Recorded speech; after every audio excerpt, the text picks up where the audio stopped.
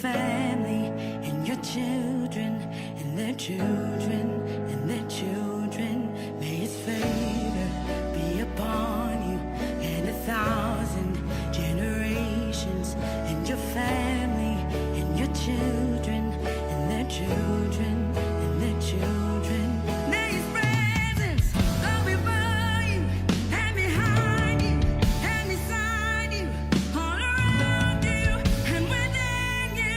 He's with you, he's with you in the morning and the evening, and you're coming and you're going and you're weeping and rejoicing. He's for you, he's for you, he's for you, he's for you, he's for you, he's for you, he's for you, he's for you, he's for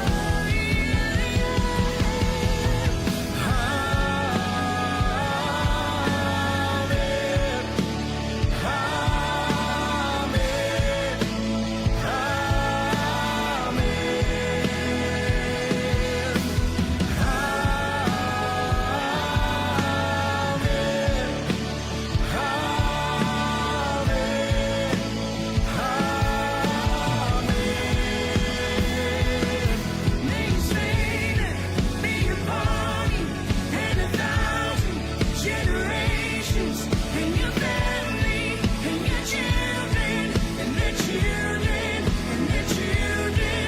May his presence go before you and behind you and beside you, all around you and within you.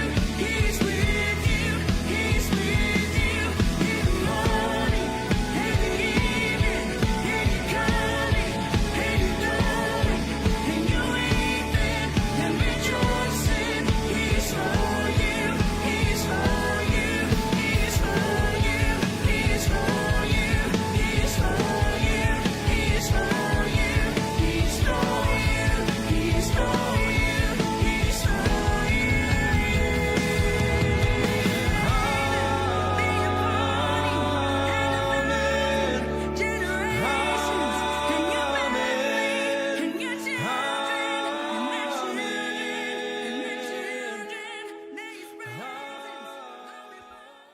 Well, as we mentioned this morning, tonight we are going to look at an overview of the book of 2 Samuel. We're going to get into that right after this time in worship.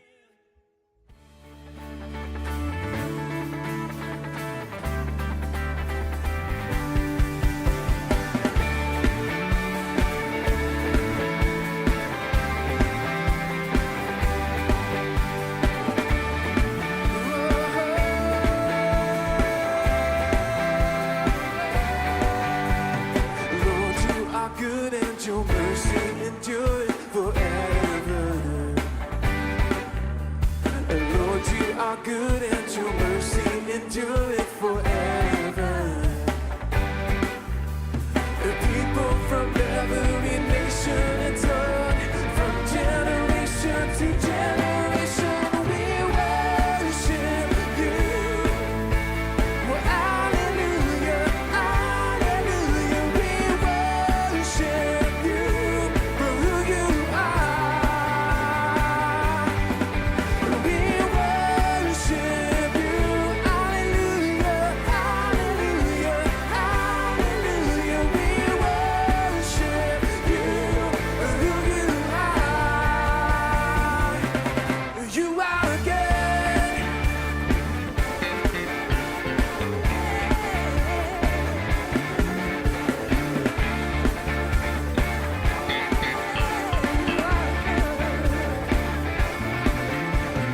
Lord, you are good and your mercy endureth forever. Lord, you are good and your mercy endureth forever. Our people, the people from every nation and tongue, from generation to generation, we worship you. Well, hallelujah, hallelujah, we worship you for who you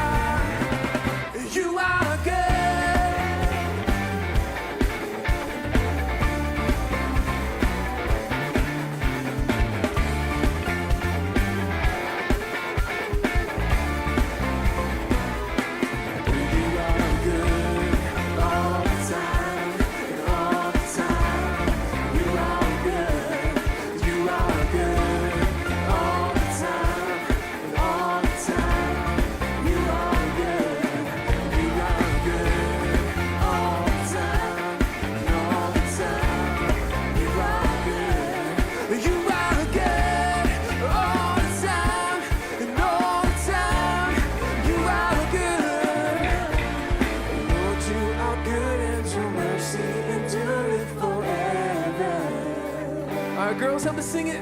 Lord, you are good and your mercy endureth forever. All right, come on, church, real loud. You're good.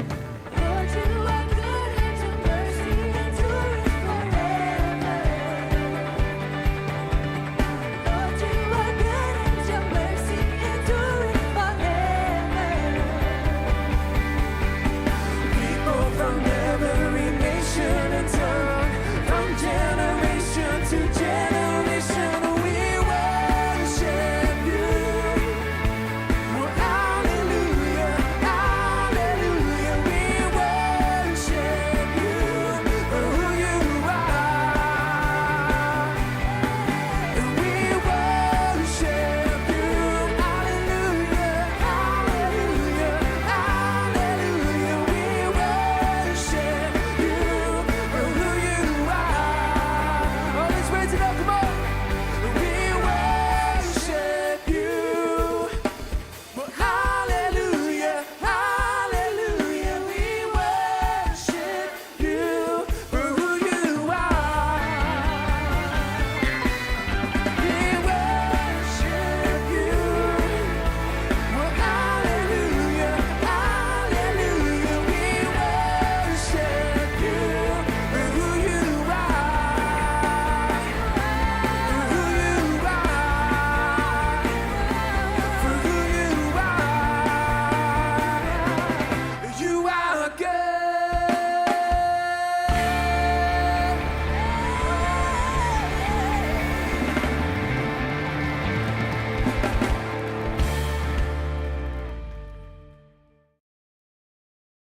The book of 2 Samuel. Check out the video on 1 Samuel where we were introduced to the book's three main characters, Samuel, Saul, and David, and then also to the book's literary design, which first introduced Samuel and then traced the rise and fall of King Saul in contrast to the rise of King David.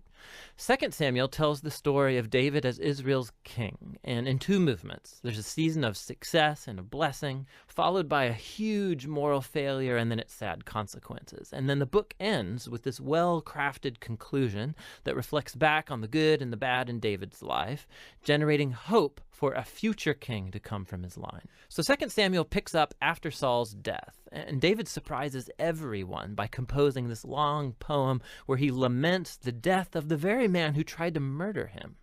And so once again, the author, he's presenting David's humility and compassion. He's a man who grieves the death even of his own enemies. After this, David experiences a season of success and God's blessing. All of the Israelite tribes, they come to David and then they ask him to unify all the tribes as their king. And so the first thing David does as king is to go to the city of Jerusalem. He conquers it, and he establishes it as Israel's capital city, which he renames as Zion. And from there, David goes on and he wins many battles and expands Israel's territory. Now, after making Jerusalem the political capital of Israel, he wants to make it their religious capital as well. And so he has the Ark of the Covenant moved into the city.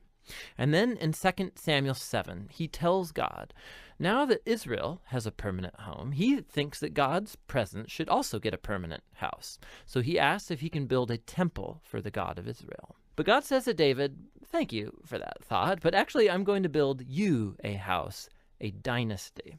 Now, 2 Samuel 7, this is a key chapter for understanding the storyline of the whole Bible, because God here makes a promise to David that from his royal line will come a future king who's going to build God's temple here on earth and set up an eternal kingdom. And it's this messianic promise to David that gets picked up and developed more in the book of Psalms and also in the books of the prophets. And it's this king that gets connected to God's promise to Abraham. The future messianic kingdom will be how God brings his blessing to all of the nations. And it's right here, in the midst of all this divine blessing, that things go horribly wrong. David makes a fatal mistake. Not fatal for him, but for a man named Uriah, one of David's prize soldiers. So from his rooftop, David sees Uriah's wife, Bathsheba, bathing. David finds her, he sleeps with her, gets her pregnant, and then he tries to cover the whole thing up by having Uriah assassinated and then marrying her. It's just horrible.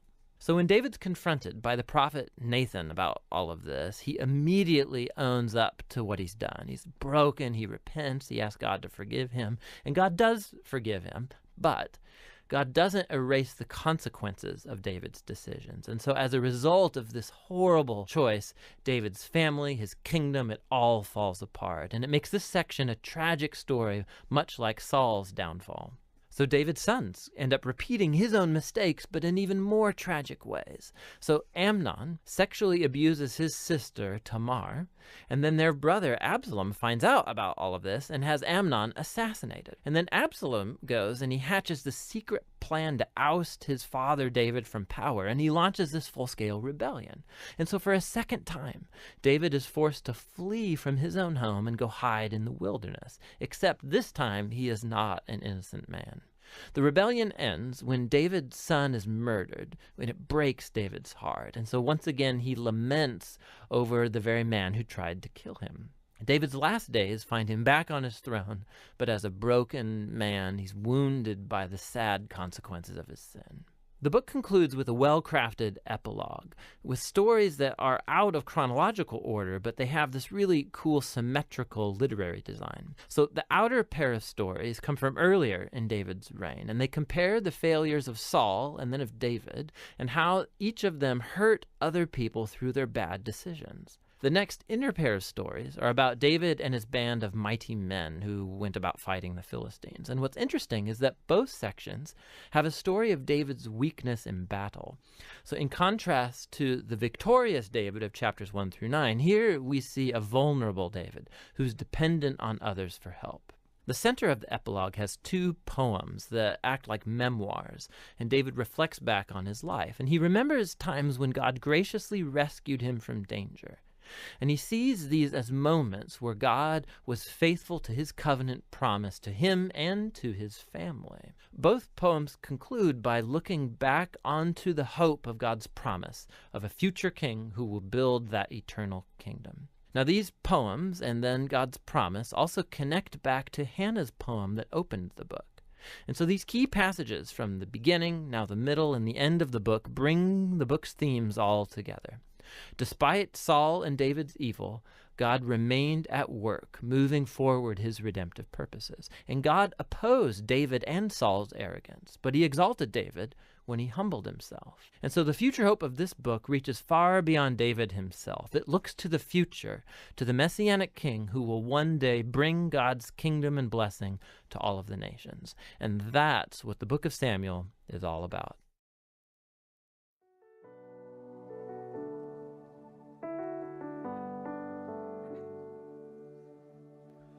I'll never be more loved than I am right now. Wasn't holding you up, so there's nothing I could do to let you down. It doesn't take a trophy to make you proud.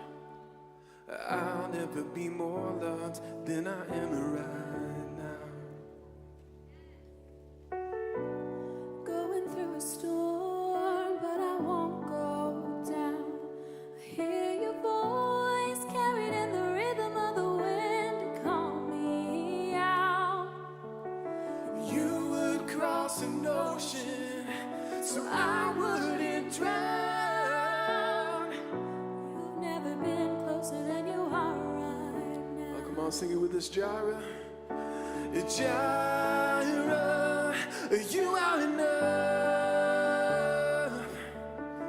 Jireh, you are enough. And I will be content in every circumstance. Jireh, you are enough. Forever enough, you're always enough. You're more than enough. Forever enough, you're always enough. You're more than enough. I don't want to forget how I feel right now on the mountaintop. I can see so clear what it's all about. So stay by my side till the sun goes down. I don't want to forget how I feel right now. Jireh, Jireh,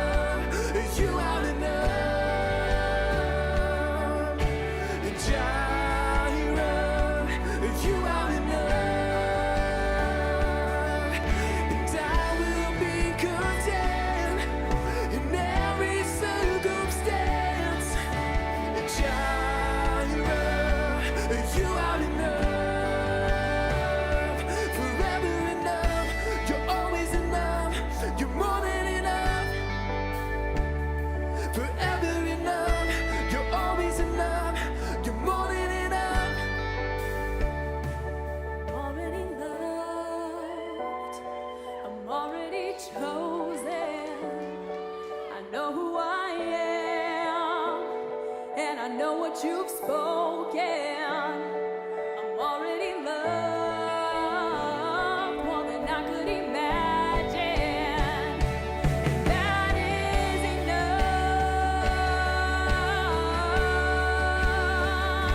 I'm already loved. Already loved. I'm already chosen. I know who I am. I know what you've spoken. I'm already loved more than I could imagine. And that is enough. I'm already loved. I'm already chosen. I know who I am. I know what you've spoken. I'm already loved more than I could imagine. That is enough.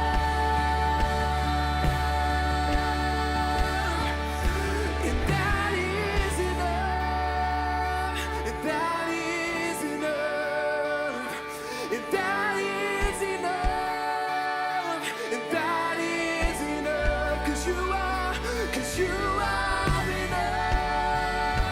So I am enough. You are enough. So I am enough. Jireh, Jireh, you are enough.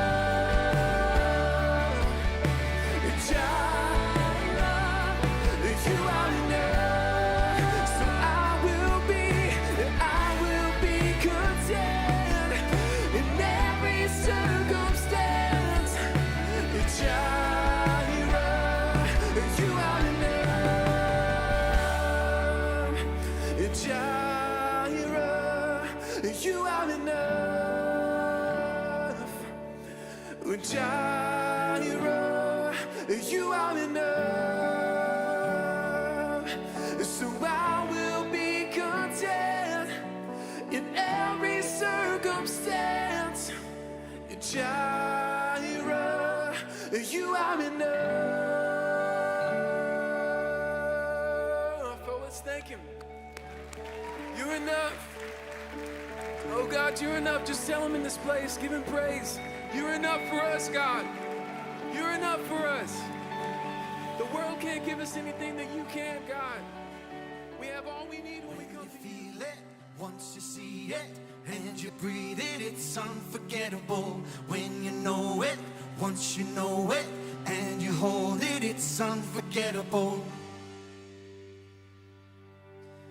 Beat up but won't be broken, lonesome but always searching, homesick but nobody's heading home soon. Keep on, keeping on, keeping on. Long days and too many short nights, wrong ways and almost felt right. Love sick but no one you're holding on to. So keep on, keeping on, keeping on. Sing along, sing along, sing along. Yeah. To the dreamers, wide-eyed believers, hanging on to hope by a thread. To the soulful, heart open, hopeful, keep on charging ahead. 'Cause when you feel it, once you see it, and you breathe it, it's unforgettable. When you know it, once you know it, and you hold it, it's unforgettable.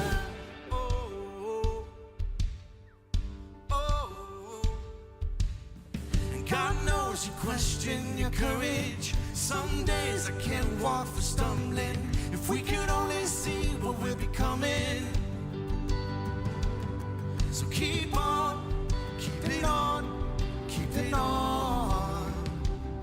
And sing along, sing along, sing along. Yeah. To the dreamers, wide-eyed believers, hanging on to hope by a thread. To the soulful, heart open, hopeful, keep on charging ahead. 'Cause when you feel it, once you see it, and you breathe it, it's unforgettable.